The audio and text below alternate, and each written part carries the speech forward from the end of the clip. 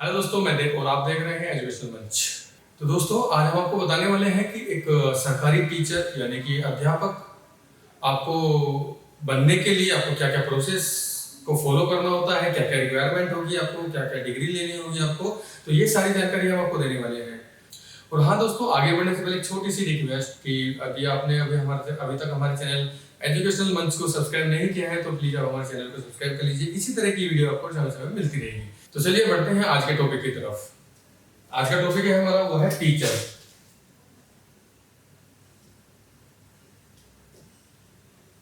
तो सबसे पहले जान लेते हैं कि टीचर कितने प्रकार के होते हैं।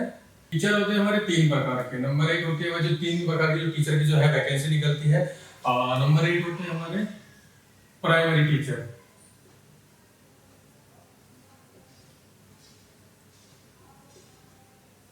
नंबर एक प्राइमरी टीचर। नंबर दो होते हैं टीजीटी यानी कि ट्रेंड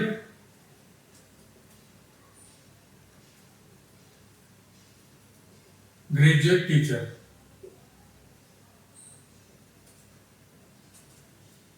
और नंबर तीन पीजीटी यानी कि पोस्ट ग्रेजुएट टीचर। तीन तरह की जो टीचर्स की जो वैकेंसी होते हैं, प्राइमरी टीचर, टीजीटी टीचर और पीजीटी टीचर। अब इनको जान लेते हैं कि प्राइमरी टीचर क्या होता है, टीजीटी और पीजीटी क्या होता है। तो सबसे पहले जान लेते हैं प्राइमरी टीचर को।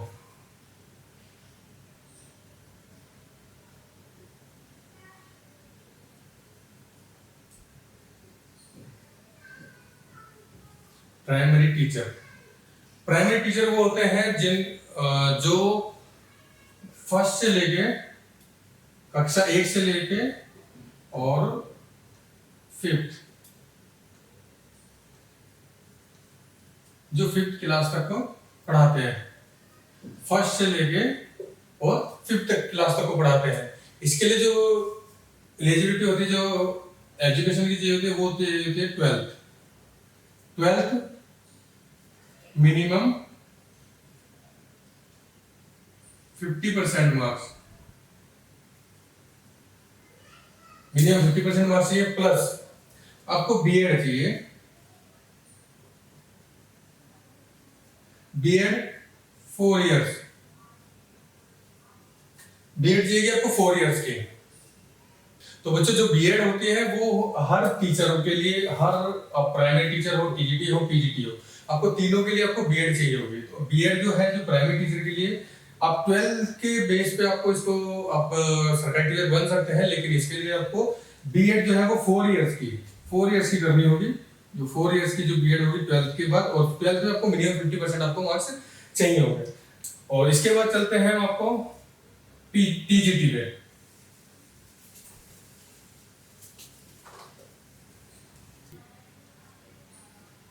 टीजीटी, अब इसमें क्या होता है कि आपको 6 to 10, इसमें यदि आप टीजीटी यानी कि ट्रेंड ग्रेजुएट टीचर आप बनते हैं, तो उसके लिए आप इसमें आप 6 से लेके 10 तक आप पढ़ा सकते हो। इसके लिए जो मिनिमम रिक्वायरमेंट होती है वो होती है ग्रेजुएशन।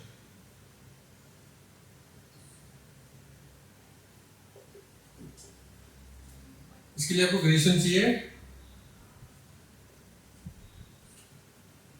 मिनिमम 50% मार्क के साथ। 50% मार्क्स चाहिए आपको ग्रेजुएशन में, प्लस बीएड चाहिए आपको इसके लिए।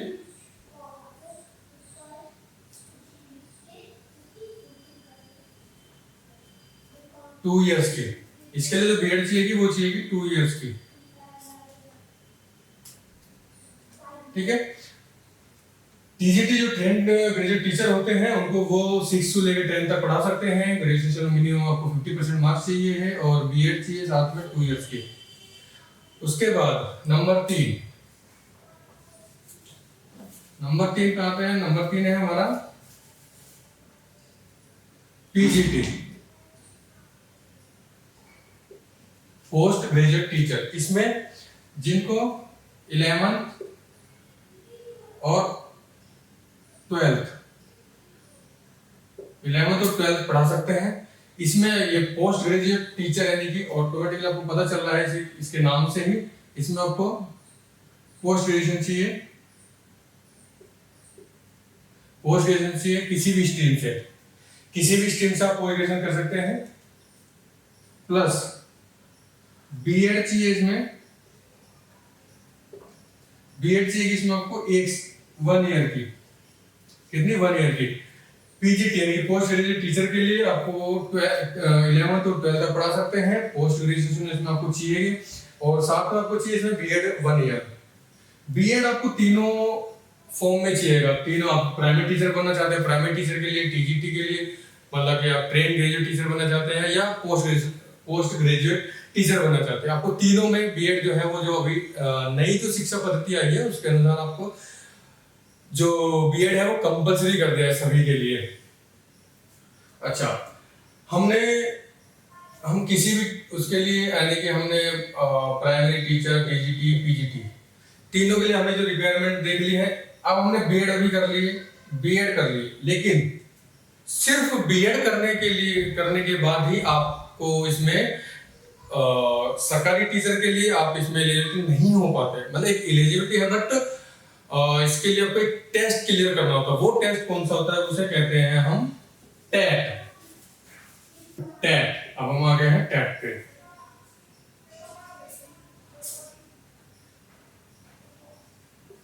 अब जो टेट होता है ये होता है हमारा सी टेट और एस टेट।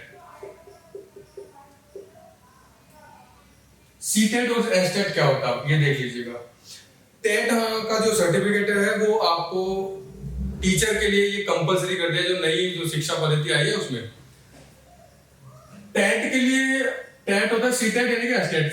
सी टेट का मतलब होता है कि सेंट्रल टीचर एलिजिबिलिटी टेस्ट, और एस टेट का मतलब होता है स्टेट टीचर एलिजिबिलिटी टेस्ट। यानी कि यदि आप ये क्लियर करते हैं तो आप ऑल इंडिया में आप अप्लाई कर सकते हैं, और यदि आप ये क्लियर करते हैं तो आप केवल जिस स्टेट का आप टेट क्लियर करते हैं उसी स्टेट में आप अप्लाई कर सकते हैं टीचर के लिए। आप स्टेट यानी कि जैसे यूपी टेट आपने लोगों ने सुना होगा, यूपी टेट, बिहार टेट, मतलब हर स्टेट इसमें अपना अलग अलग आपको क्लियर करवाता है। हर अलग अलग एग्जाम होता है, अलग अलग स्टेट मतलब अलग अलग टेट करवाता है सभी अपने अपने, और जिस भी स्टेट का आप क्लियर करोगे उसी स्टेट में आप अप्लाई कर सकते हो। और सी टेट का होता है कि आपको किसी ऑल इंडिया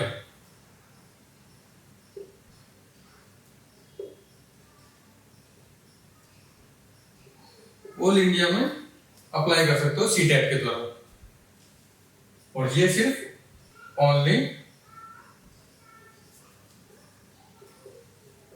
ओनली स्टेट में, सिर्फ स्टेट में ही आप इसको कर सकते हो। लेकिन वो भी जिस स्टेट में आपने टेट क्लियर किया होगा, जिस स्टेट का, यानी आपने यूपी का किया है तो यूपी टेट इसको बोलते हैं, यूपी टेट। तो आपको यूपी में, आप पूरे यूपी में आप जहां पर भी यदि आपको कोई वैकेंसी निकलती है तो वो आप अप्लाई कर सकते हो। तो दोस्तों अभी जो आपको एक चीज और की जो सी टेट और जो एस टेट है, इसका जो प्रोसेस है सर्टिफिकेशन का वो है एग्जाम प्लस इंटरव्यू। आपको एग्जाम भी क्लियर करना होगा प्लस आपको इंटरव्यू भी देना होगा, तब आप इसका सर्टिफिकेट ले सकते हो सी टेट और एस टेट का।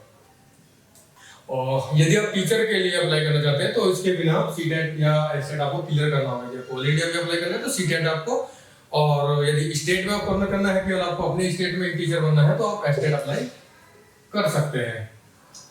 और हाँ दोस्तों, यदि आप कोई भी टीचर की तैयारी कर रहा है तो उनको एक इंफॉर्मेशन देता हूँ कि जो यदि डीएड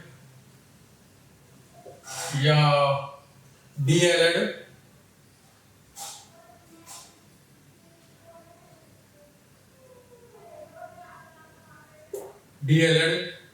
का सर्टिफिकेट जो लेने की यदि सोच रहे हैं तो वो ना ले।